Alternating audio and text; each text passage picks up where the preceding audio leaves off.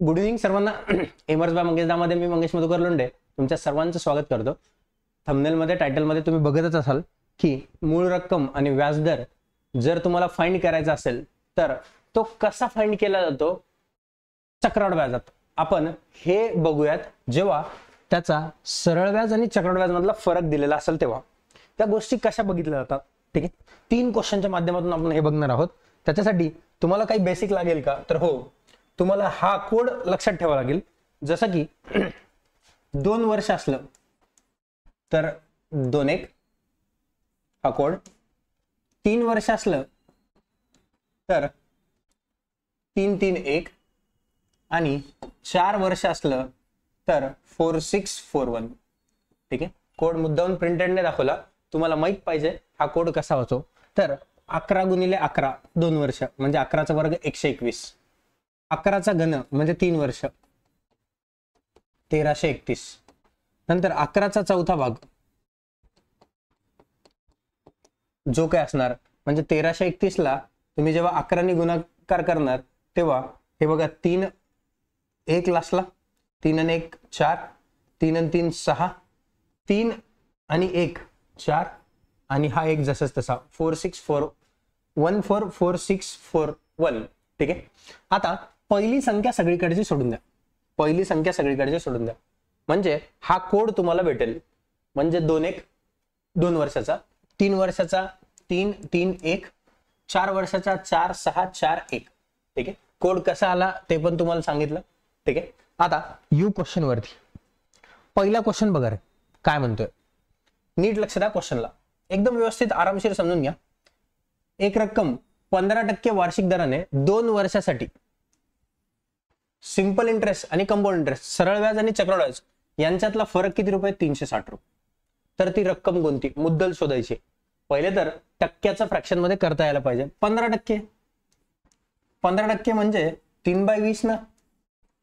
नाही जमलं तर बघा 15% टक्के म्हणजे येणार भागाकारात 100, 5-15 5-2 10 आणि हा शून्य जसाच तसा 3/20. याला टक्क्याचं रूपांतर कशात केलं तुम्ही? फ्रॅक्शन मध्ये. ठीक आहे, म्हणजेच माझी जी मुद्दल असणार ही 20च्या पटीत असणार. प्रिन्सिपल मानतो मी 20च्या पटीत. आणि किती वर्ष आहे? किती वर्ष आहे राजांनो? 2 वर्ष आहे. 2 वर्ष आहे. मग 20चा काय करणार तुम्ही? वर्ग करणार. 3 वर्ष असतं तर घन केला असता. 20चा वर्ग किती? 400. 20चा वर्ग किती? 400. मी मानलं, ऍज्युम केलं, माझी जी मुद्दल आहे, माझं जे प्रिन्सिपल आहे ते किती आहे? 400 रुपये. ठीक आहे, 400 रुपये. किती वर्ष आहे? 2 वर्ष. लगेच 2 वर्षाचा कोड आठवला पाहिजे. 2 वर्षाचा कोड किती असणार राजांनो? 2 वर्षाचा कोड आहे मास्तर 2-1. 2-1. मग 400च्या किती टक्के? 15%. 400च्या 15% म्हणजे 15 चोक 60. पहिल्या वर्षी 60, पहिलं इथं 60 येणार. आणखीन एकदा 60च्या 15%. 60च्या 15%. 60च्या 15% 15 × 90 म्हणजे 9. म्हणजे 9. जर हे टक्के काढता नाही आले तिकडे बघा, 60च्या 15% टक्के म्हणजे भागाकार देणार 100. हे शून्य कटलं, 15 × 90 90 भागिले 10 म्हणजेच 9 भेटलं. आता सरळ व्याज आणि चक्रवाढ व्याज मधला फरक दिलाय. मग तुम्ही पण फरक काढणार. तुम्ही फरक कसा काढणार? तर हे पहिले संख्या सोडून द्या, ही जी दुसरी संख्या आहे हाच फरक आहे. 9 1 किती रे? 9. माझा फरक 9चा आला, त्यांचा फरक किती? 360. त्यांचा फरक किती? 360. म्हणजेच 9 1 9, 9 चोक 36. 1 रेशोची किंमत किती आहे? 40. 1 रेशोची किंमत 40 आहे. म्हणजेच माझं ऍज्युम केलेलं प्रिन्सिपल किती होता? 400. 400 ला जर 40 ने गुणलं तर 400 गुणिले 40, 4 चोक 16 आणि 3 शून्य म्हणजेच 16,000. म्हणजेच 16,000. क्वेश्चन व्यवस्थित लक्षात आला का? बोला, क्वेश्चन लक्षात आला? ठीक आहे, परत एकदा सांगतो, परत एकदा बघा, इकडे नीट लक्ष द्या. पहिले तर टक्क्याला फ्रॅक्शन मध्ये केलं. 15% म्हणजे 3/20. हे माझं असणार प्रिन्सिपल. 20चा काय करणार? वर्ग. 20चा वर्ग का बरं? 2 वर्ष. हे माझं प्रिन्सिपल असतं आणि हे माझं व्याज असतं. 20चा वर्ग 400. मी ऍज्युम केलं, मानलं 400 माझं प्रिन्सिपल आहे. आता 2 वर्ष म्हणजे 2 वर्षाचा कोड माहिती तुम्हाला? 2-1 म्हणजे याचे 2% घ्यायचे. 400चे 15% किती? 15 चोक 60 म्हणजे 60.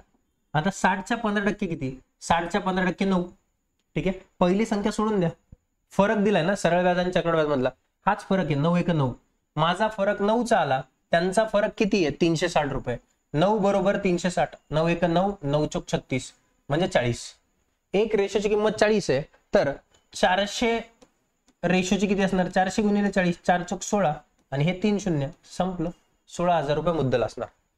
पुढचा क्वेश्चन बघा, नेक्स्ट क्वेश्चनला बघूयात आता.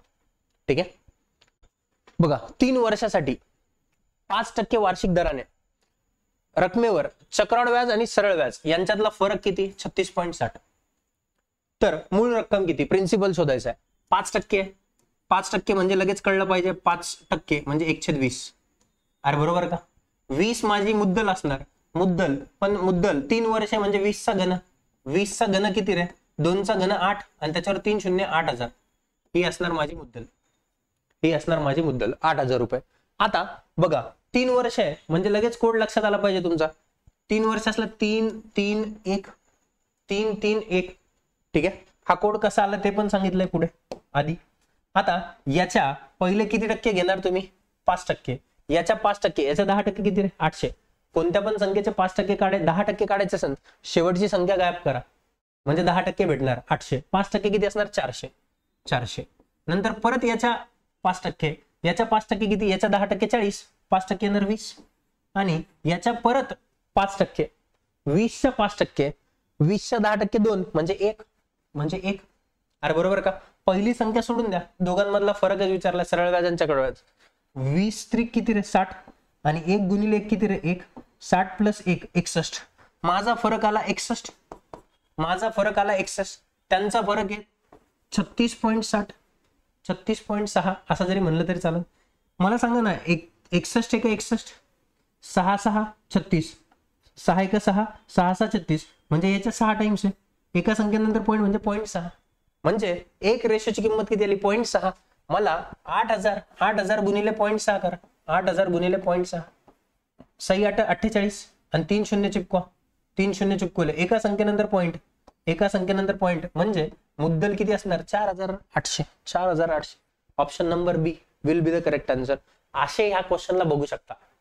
आय होप तुम्हाला या गोष्टीचा येणाऱ्या एक्झाम मध्ये खूप सगळा फायदा होईल. हा क्वेश्चन बघा, चला. एखाद्या निश्चित रकमेवर 2 वर्षासाठी, 2 वर्ष आहे, लगेच कोड लक्षात आला पाहिजे, 2 1. ठीक आहे, 4% वार्षिक दराने, 4% 4% म्हणजे 1/25, 1/25 बरोबर करा, नाही तर करून बघा. 4% म्हणजे बक्कार देणार 100, 4 ने भाग द्या, 4 1 4, 4 2 8, 2 उरले 4 5 20, 1/25. ठीक आहे, 2 वर्ष म्हणजे 25 चा वर्ग करणार, 25 चा वर्ग म्हणजे 625, ही आली माझी मुद्दल, आली का. तर त्याचा 2 वर्षासाठी सरळ व्याज किती, सिंपल इंटरेस्ट किती विचारलंय. ठीक आहे, 2 वर्षासाठी कोड हा आहे बघा, 625 ला 625च्या 5% काढायचं असलं, सॉरी 4% काढायचं, 4% म्हणजे 1/25, 25 1 25, 25 दुने 50, 12 उरले, 25 5 125 म्हणजे किती असणार 25, आणि 25च्या 1/25 म्हणजे किती असणार 1, 25 दुने किती 50 आणि 1 1 किती 1. पूर्ण चक्रवाढ व्याज किती, चक्रवाढ व्याज 50 आणि 51. माझं पूर्ण व्याज दिलं, आता फरक दिला असतात मी 1 म्हणलं असतं, पण इथं चक्रवाढ व्याज दिलंय पूर्ण 102. माझं चक्रवाढ 50 आणि 51 आलं, 51 बरोबर किती आलं 102, म्हणजे 51 1 51, 51 दुने 102 होणार. एक रेशोची किंमत किती आली 2. तुम्हाला कोणतं व्याज विचारलंय, सरळ व्याज. तर सरळ व्याज कोणतं असतं, हे जे पहिली रक्कम असते ही सरळ व्याज. किती रेशो 50 रेशो, 50 गुणिले 2, 50 गुणिले 2, 50 दुने किती रे 100, म्हणजे सरळ व्याज किती असणार 100 रुपये असणार, 100 रुपये. आय थिंक ह्या गोष्टी व्यवस्थित लक्षात आल्या असतील आणि तुम्हाला या सेशनचा, छोट्याशा सेशनचा खूप सगळ्या येणाऱ्या एक्झाम मध्ये फायदा होईल.